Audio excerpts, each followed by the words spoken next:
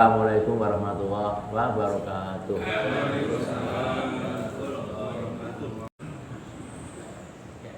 Alhamdulillah, pada pagi hari ini kita bisa berjumpa kembali dalam kondisi sehat walafiat, tidak kurang satu apapun.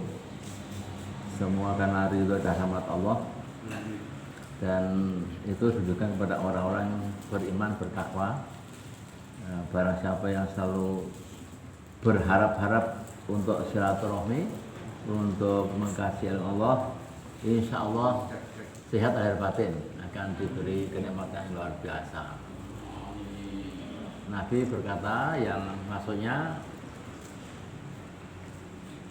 orang yang paling baik di sisi Allah adalah yang selalu bersyukur, selalu berzikir ketika badannya sehat, jiwanya sehat. Jadi kita bahagia, seperti hari ini kita bahagia, sehat, kita ingat Allah, berzikir, kata Nabi ya. Yang kurang baik adalah hanya berzikir, bersyukur ketika sakit. Jadi ketika sakit baru ingat pada Allah. Ya. Ketika ada satu masalah, darahnya baru bersyukur, baru berzikir pada Allah. Ini yang kurang baik. Jadi yang paling baik, sekali lagi, berzikir, ingat Allah ketika kita sehat. Kita sehat ya. Ini. Pada pagi hari ini, maaf Pak Nur, kita masih bicara haji ya. Ini permintaan banyak jamaah yang hari ini masih di Madinah, dari Mekah, termasuk Pak Tuiman. Karena mereka juga bisa online ini di sini, online. Mudah-mudahan bisa interaksi agar diberi pencerahan terhadap puncak haji dan nanti pada akhirnya Idul Kurban. Nah, setelah itu mungkin nanti kita akan pindah materi kepada muamalah dan lain-lain. Nah, pada kesempatan pagi ini, judulnya sebagaimana makalah yang saya sampaikan adalah puncak haji adalah surga. Ini pola pikirnya gimana, logika pikirnya gimana, landasan teorinya bagaimana. Kalau kita bisa mengikuti pada puncak haji, yaitu wukuf, maka adalah surga yang kita dapatkan. Apakah semuanya? Yang kurang lebih 5 juta umat Islam di dunia sama-sama mengikuti puncak haji ya, rukun haji yang akan dimulai pada tanggal 9 Zulhijjah. Nah, nanti kita lihat ya, nggak banyak-banyak tapi ada berbagai ragam fenomena yang akan sampaikan untuk kita diskusikan. Baik, kita buka.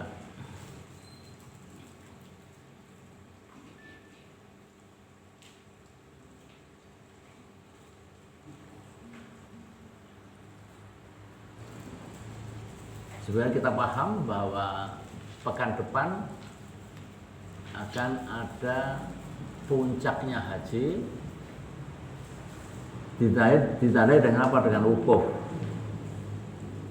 Wukuf itu berhenti ya, berhenti atau berkemah gitu ya.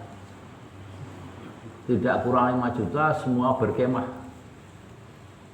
Satu keajaiban yang diberikan Allah Ta'ala pada umat Islam ketika puncak haji.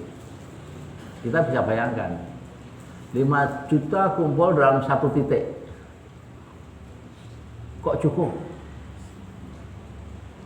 Kalau di padang Arafah, karena luas sekali, kita mungkin tidak heran cukup ya. Tapi ketika nanti akan mabit ke Muzdalifah, mabit di Mina, sampai 4 malam tidur, lusuh badannya, nggak boleh ganti pakaian, nggak boleh mandi, nggak boleh. Jadi itu kok cukup ya? Ketika lempar jumroh itu juga 5 juta orang berbarengan semuanya. Kok cukup? Bagi bapak ibu yang sudah pergi haji mungkin merasakan betul ya seperti itu ya. Nah, bagi yang belum haji masih antri, inilah pengetahuan yang sifatnya transendental. Maksudnya berhubungan pada Allah yang punya alam, yang memanggil orang untuk berhaji, sehingga nggak bisa nalar kita, nggak bisa nalar ya. Apa saja dimensinya kita lihat. Ya, ada 3 dimensi. Jadi di wukuf Arafah, wukuf itu jamak ya. Singularnya wakof. Jadi kalau kita baca Quran, wakof, apa tuh wakof artinya? Berhenti kan? Wakof, jadi titik gitu. Karena wukuf jamak 5 juta orang kumpul wukuf ya. Nah, yang pertama muhasabah. Dimensi pertama muhasabah. Artinya mencoba melihat diri kita semenjak akil balik, kemudian menjadi dewasa, menjadi tua, kemudian pada hari H kita pergi berhaji, kemudian berumah tangga juga, punya anak, punya tangga, kita muhasabah diri. Habli minallah, habli minanas. Itu intinya.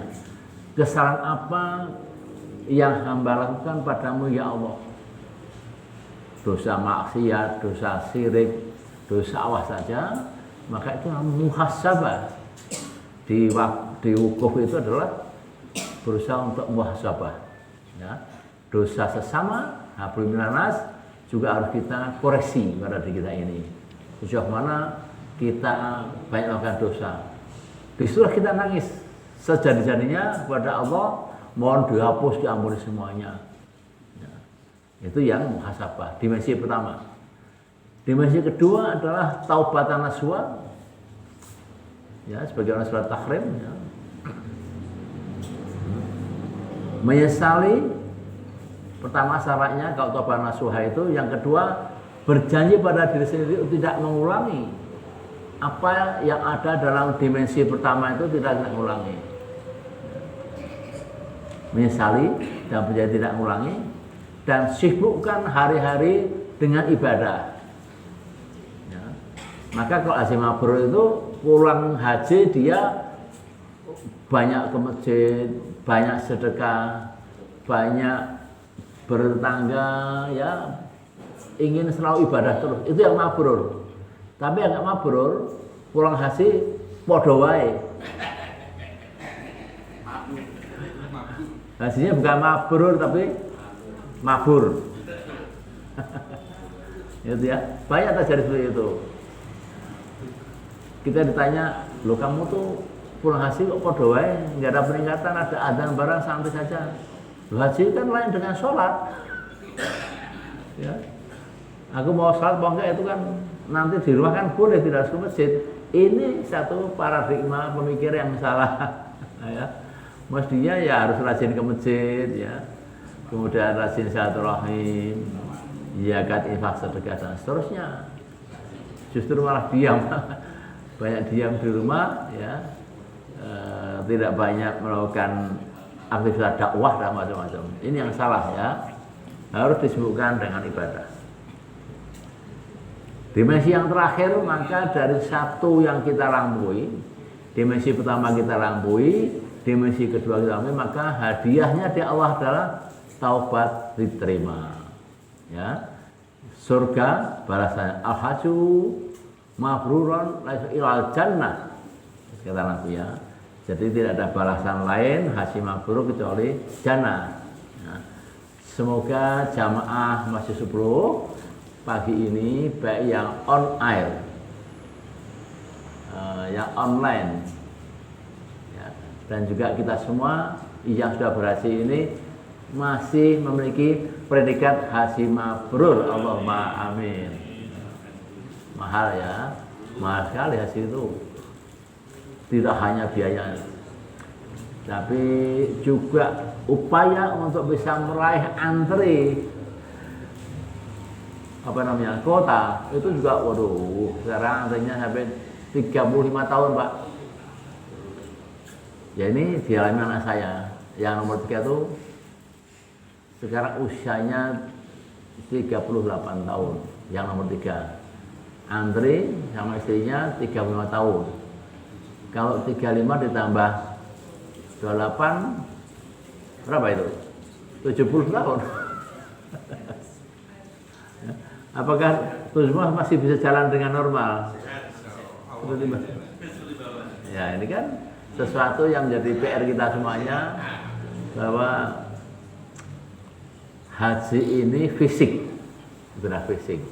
Jadi kalau nggak didukung dengan stamina kuat, fisik kuat, akan merepotkan semua pihak. Ya, maka yang sepuh-sepuh harus ada pendampingnya, gitu ya. Baik. Jadi 3 dimensi ini yang perlu saya sampaikan. Selanjutnya,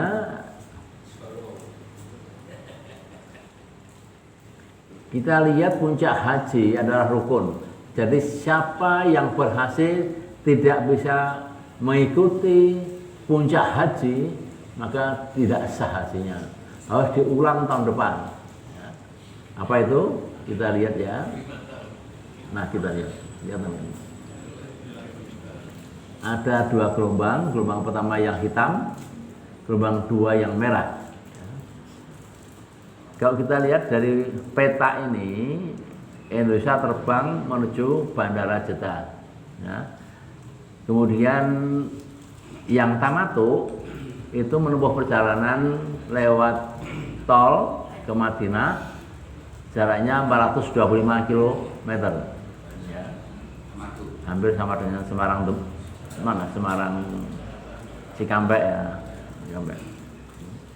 Kemudian setelah Arba'in menempuh perjalanan 12 kilo menuju Bir Ali. Bir Ali ya, untuk mikot di situ ya. Kemudian dari Bir Ali setelah dengan pakaian ihram niat di situ, perjalanan lagi menuju Mekah kurang lebih sama 450 kilo. Di Mekah dia umroh, tawaf umroh, sa'i umroh, ya. Kemudian dia ke hotel untuk istirahat. Hari-hari hanya ibadah di Baitullah. Ya. Kemudian setelah tanggal 9, ya, 9 Zulhijjah, saat ini jamaah kita banyak yang menunggu 9 Zulhijjah. Dari Mekah menuju ke Arafah. Nah, itu yang paling ujung sana itu ya, Arafah. Persiapan wukuf ya. Jadi tanggal 9 itu sudah berangkat ke Arafah. Ada yang nyimpang ke Mina dulu. Kemudian dari Arafah mabit di Muzdalifah, kemudian mabit lagi di Mina. Ya. Untuk apa? Untuk lempar jumroh. Nah, jaraknya Mekah Mina itu 7 kilo. Dari Mina ke Muzdalifah 5 kilo, Muzdalifah ke Arafah 9 kilo. Dulu 97 barengan saya itu ada rombongan teman-teman dari Majelis Dakwah DDI apa tuh? RDI ya. Pak Syafi'i Mapakan itu. RDI Pak. Nah. Jalan kaki. Dia nggak mau naik bis bersama-sama kita, jalan kaki. Ketika di Donohudan juga mereka sholat sendiri di luar masjid Pak. Nggak mau satu masjid dengan kita. Di luar masjid dia sholatnya. Nggak mau satu bis Pak. Gimana persepsinya? Allahu a'lam. Yang jelas nggak mau kumpul dengan kita. Tapi pesawatnya kok bareng ya, kok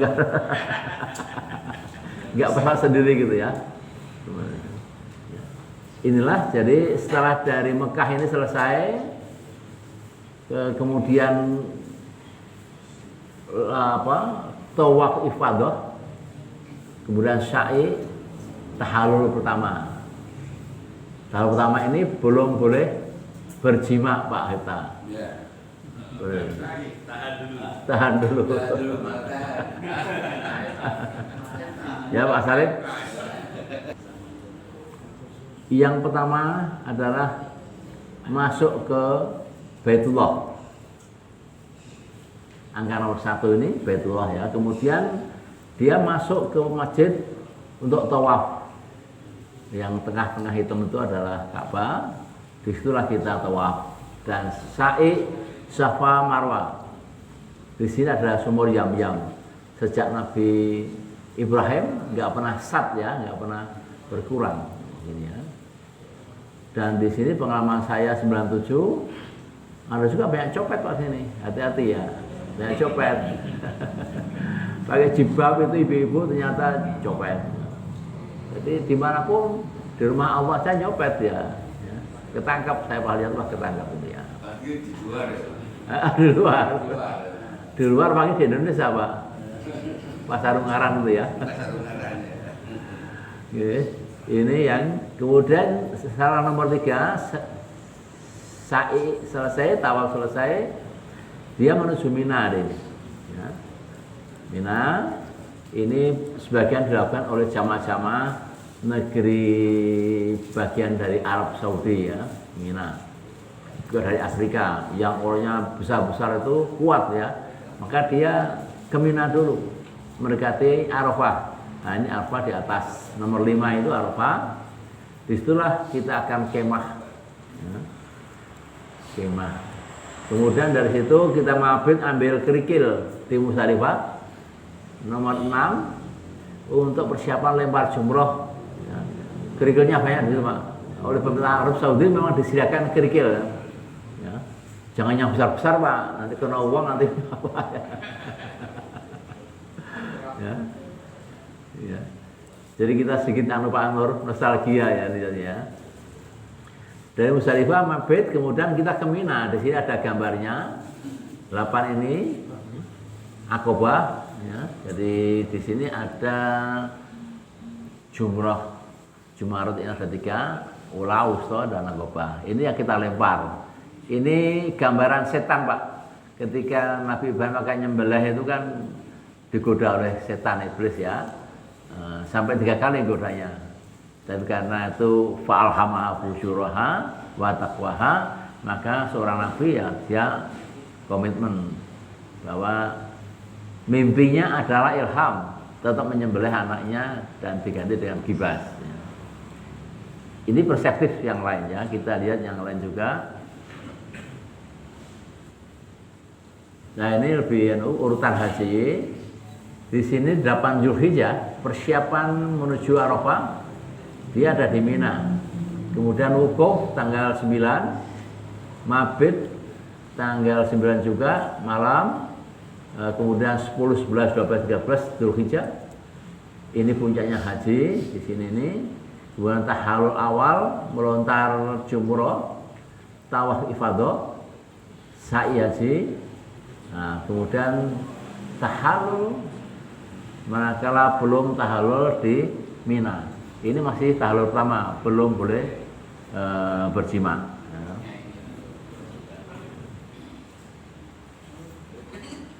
Ini perspektif yang lain. Ya.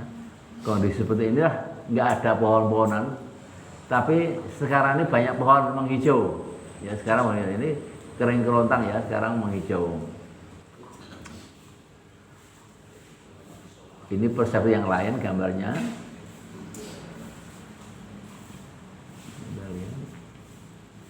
Nah, wukuf adalah inti haji, yakni ibadah kepada Allah yang dilakukan dengan diam. Wukuf ya, yang diisi dengan zikir, doa, munajat dan muhasabah. Waktunya 9 Zulhijjah. Ya. Mulai zuhur sampai dengan masuk maghrib. Wukuf tuh zuhur sampai maghrib. Waktu singkat sekali harus dimanfaatkan sebaik-baiknya untuk wukuf ya. Karena sampai maghrib ada bis jemput untuk ke Musdalifah ngambil kerikil ya. Itu kita bermalam di mabit malam itu di Musdalifah. Kemudian setelah di Musdalifah dengan kerikil yang banyak, biasanya Depak membawakan kantong untuk bawa kerikil-kerikil itu ya Pak, gitu ya. Karena kita akan melempar jumroh itu sampai 3 kali ya.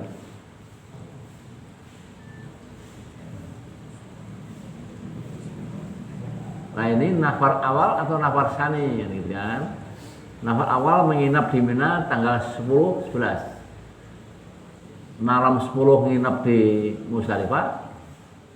Tanggal 10 malam di Mina, 11 di Mina. Kalau nafar awal. Kalau nafar sani berarti sampai tanggal 12 masih di Mina. Rata-rata orang Indonesia itu nafar awal, jarang yang nafar sani. Dulu Pak Ifta nafar awal, awal ya, kita awal. Depak tidak awal karena kesehatan kita biar terjaga nafar awal. Bayangkan Pak, 4 hari itu kita tidak berganti loh, nggak mandi loh Pak. Lusuh sampai warnanya apa? Warnanya ini ihram ini sampai kuning, nggak karuan. Bau gitu gini, kayak baunya. Berkeringat, tidur, nggak karuan ya. Ke belakang yo tinggal dicincengke itu macam-macam ya. Pokoknya begitu beratnya ibadah fisik rukun haji ini.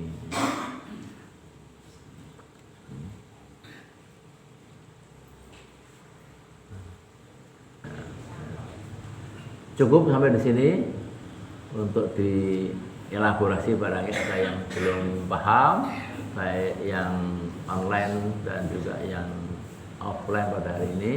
Dari saya sampaikan. Terima kasih. Wassalamualaikum warahmatullahi wabarakatuh. Waalaikumsalam warahmatullahi wabarakatuh.